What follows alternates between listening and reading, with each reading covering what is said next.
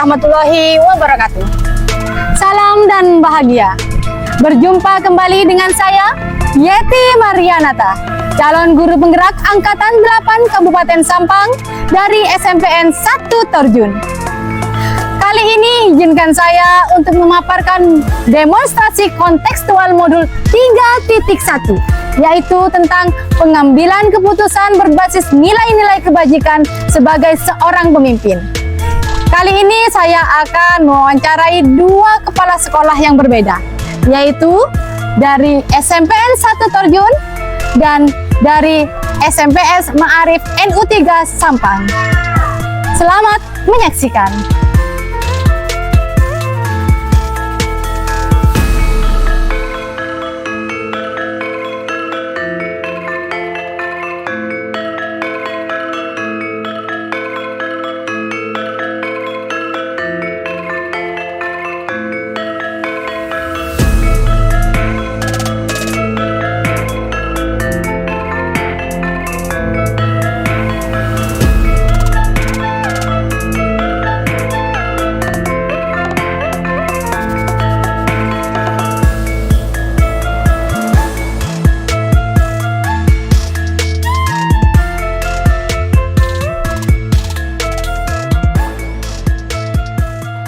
Assalamualaikum warahmatullahi wabarakatuh. Waalaikumsalam warahmatullahi wabarakatuh.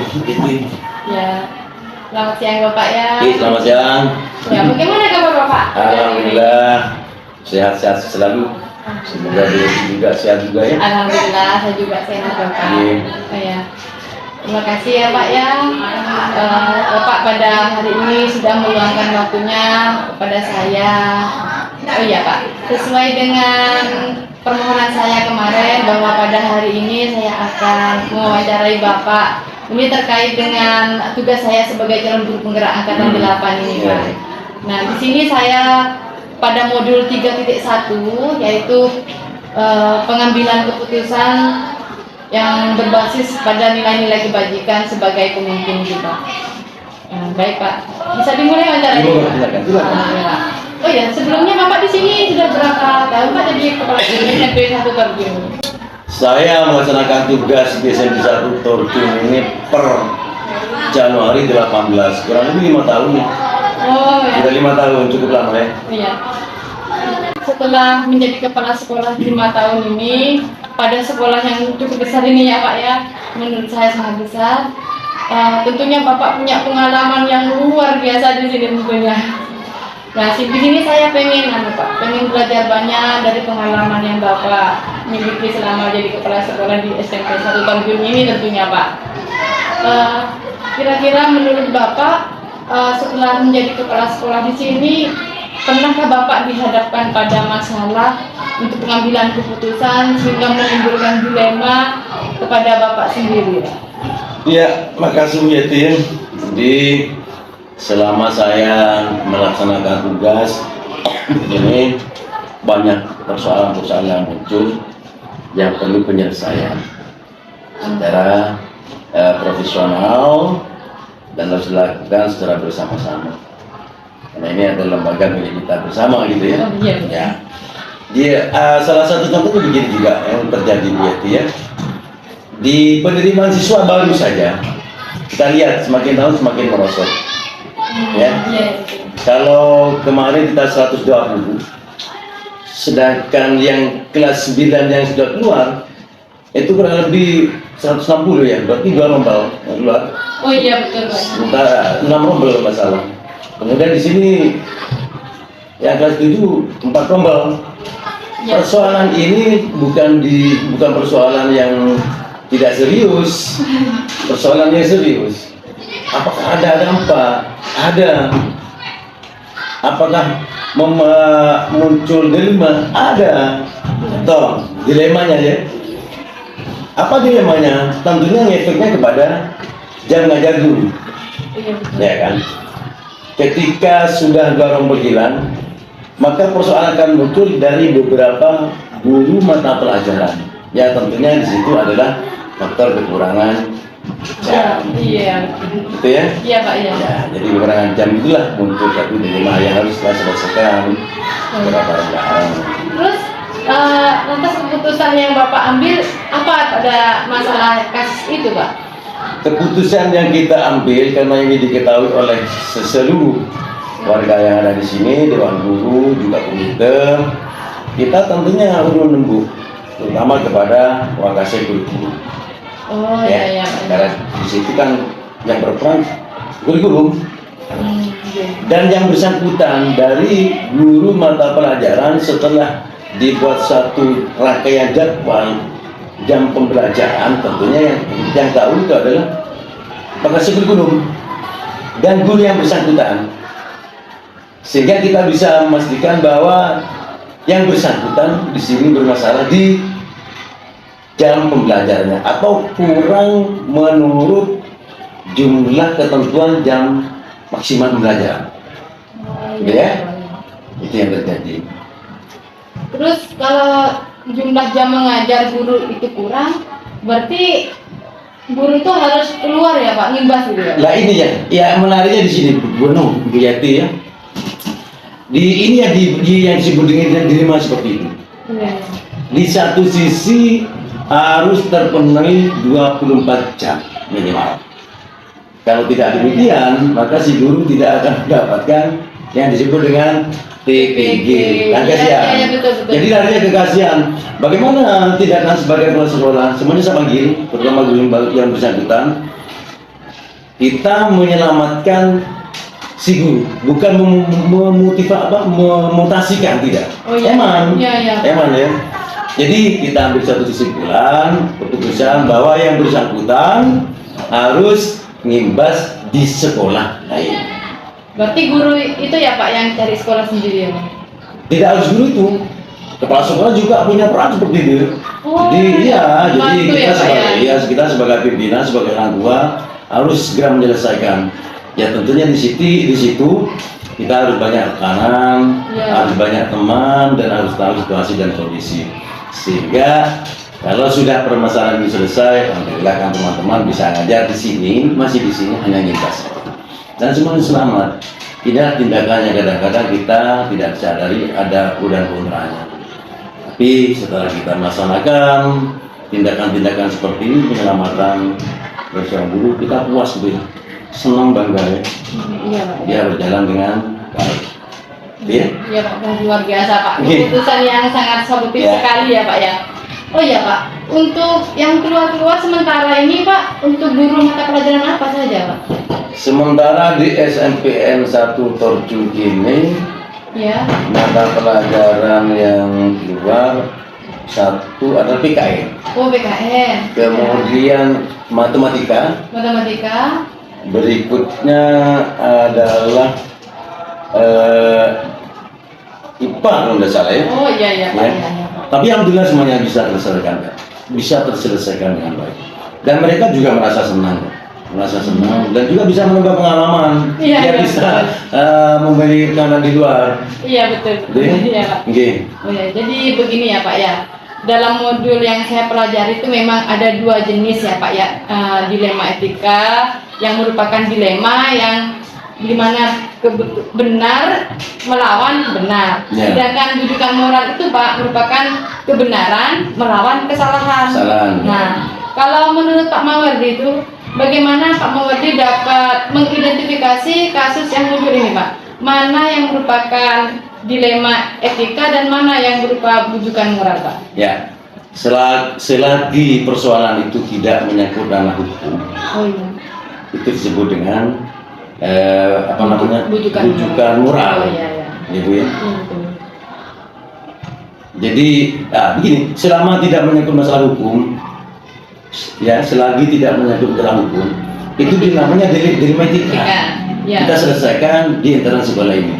Iya iya. Ya selama ini tidak ada yang bermasalah di ranah hukum. Ya, dilema etika. Alhamdulillah semuanya dilema etika semuanya ya. Iya.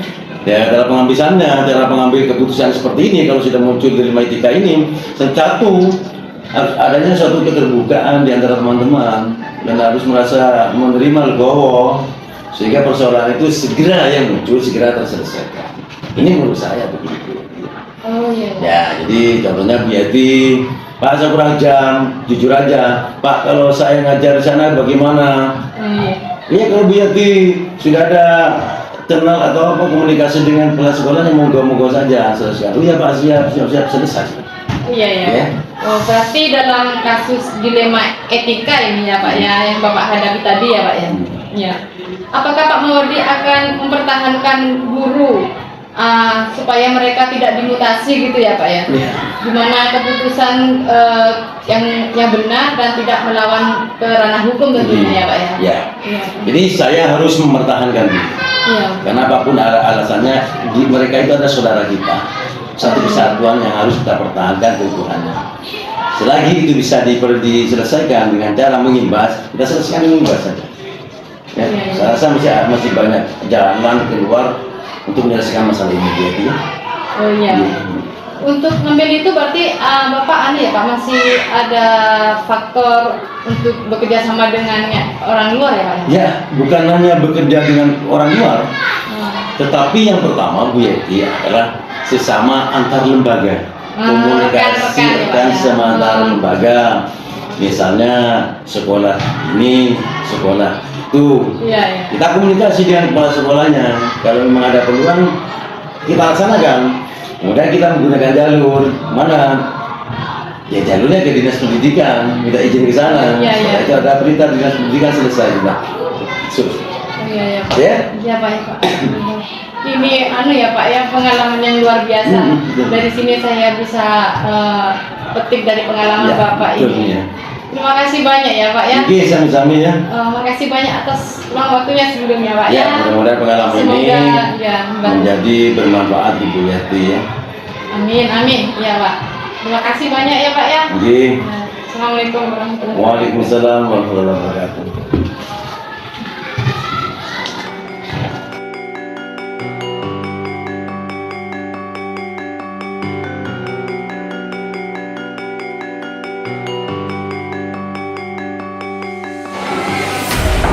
Assalamualaikum. Waalaikumsalam. Ya Bu, masuk. Oh iya. Iya. Pak ingin minta waktunya Bapak sebentar. Oh iya Bu. Mari. Di sini aja Bu ya. Oh iya Pak. Mari.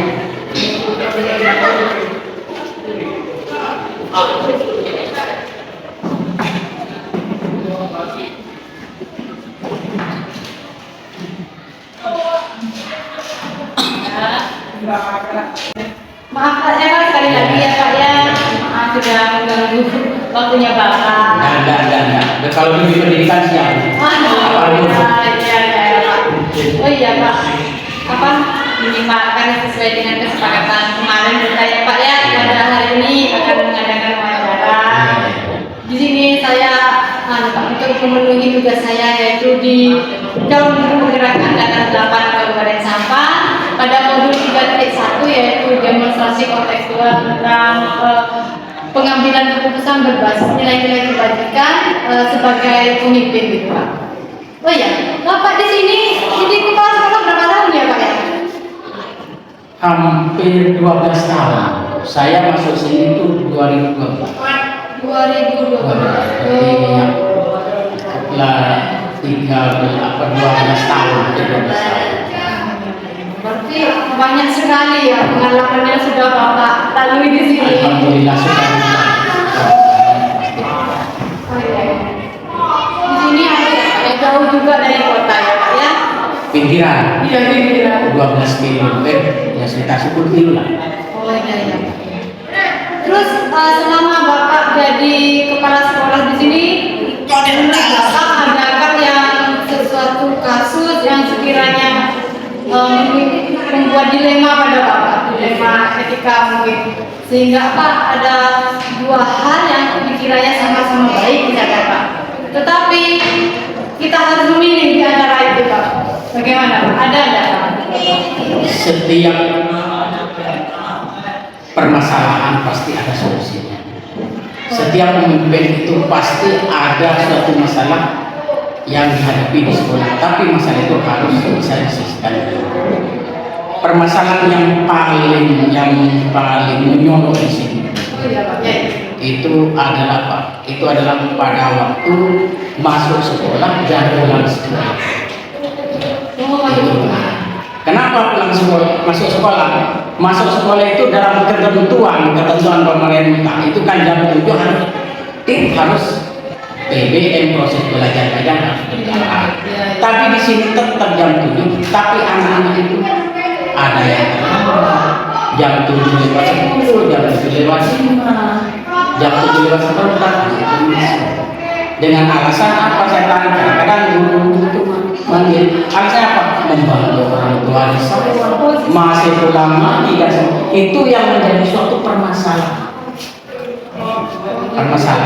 Tapi alhamdulillah sekarang sudah kalau jam masuk sekolah itu sudah mulai didisiplinkan. Alhamdulillah mungkin tinggal 1-2 orang anak yang terlambat karena sekolah itu memanggil orang tuanya, memanggil wali murid ke sekolah, visit rumahnya. Jadi permasalahan apa kok? Ini akhirnya anak sekolah sudah mulai. Permasalahan yang kedua itu adalah pulang. Iya. Karena ini apa? Ini karena sudah ada kesepakatan itu.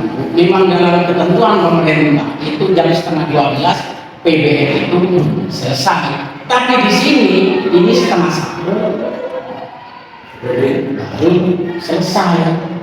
Kadang-kadang jam 12:30 baru selesai. Kenapa? Karena anak setelah pulang sekolah akan melanjutkan pendidikan. Ini disebut dengan apa? Tanpa muka. Karena sebelum ada sekolah ini, dia sudah ada. Oh iya. Jadi keputusan ini sudah menjadi suatu rembukan antara ketua yayasan, kepala sekolah, tokoh masyarakat, dan wali murid. Mau tidak mau, anak itu 12:30 harus sudah diundang.